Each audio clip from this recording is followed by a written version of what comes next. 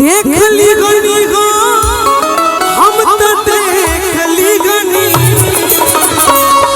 कि तारा चंडी माई के रूपवा देख ली हनी तारा चंडी माई के रूपवा देख ली हनी तारा चंडी माई के रूपवा तारा चंडी माई के रूपवा देख ली हनी देख ली गनी गो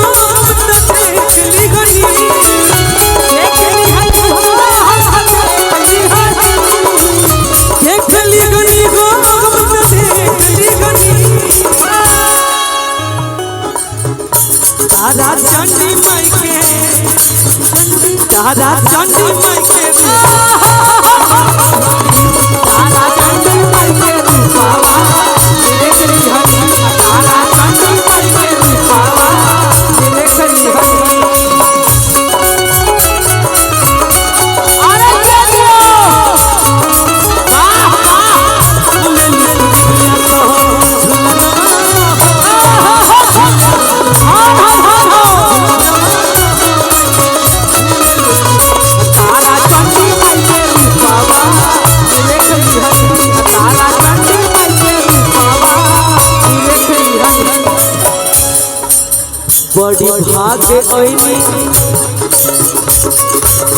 बड़ी भाग्य ऐनी हम तो देवी माई के गाँव में बड़ी भाग्य ऐनी हम तो देवी माई के गाँव में सब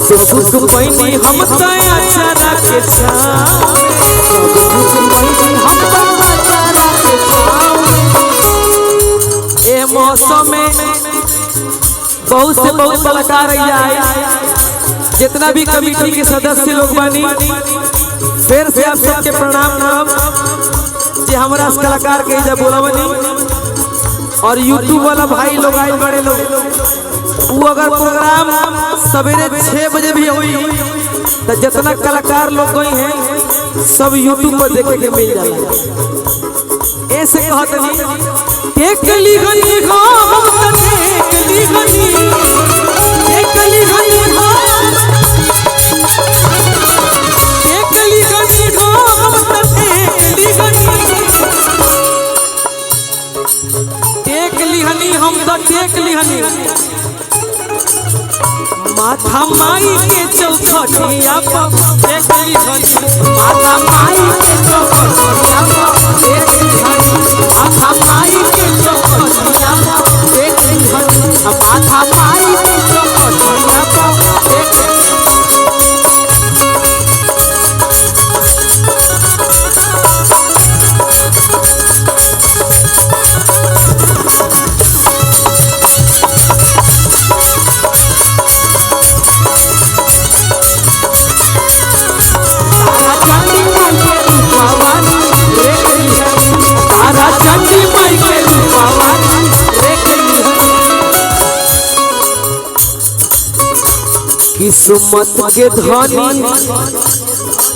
किस्मत के धनी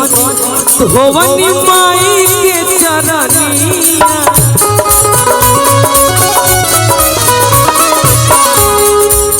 बक्सर से लेके आईनी गंगा जी के पनिया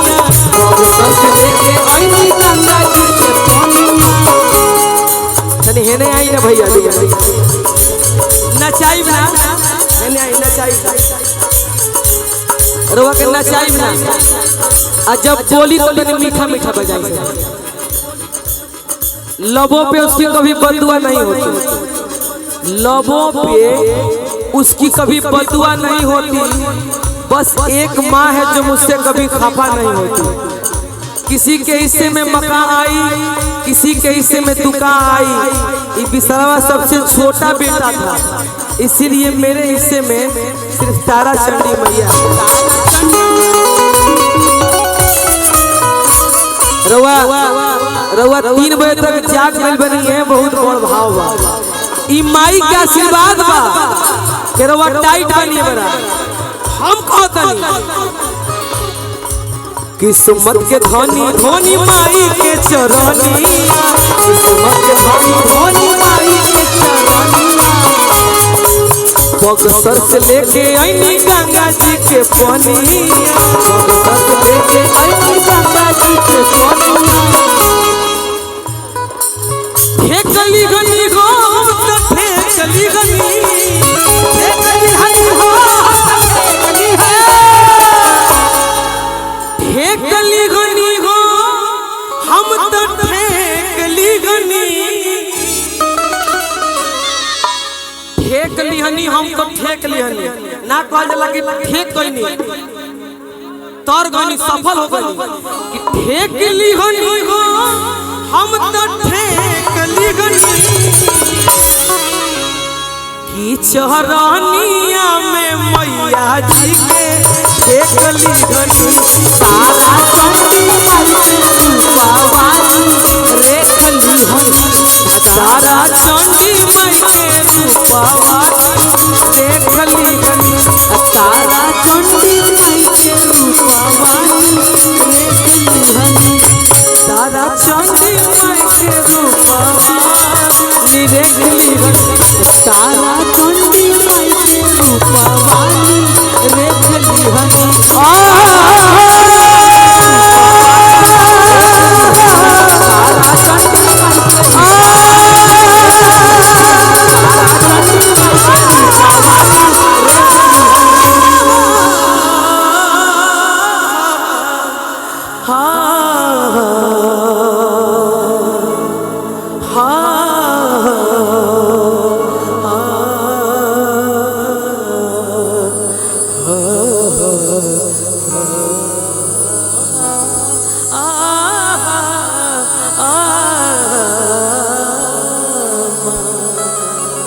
एक बार प्रेम से बोली तारा चंडी मैया की।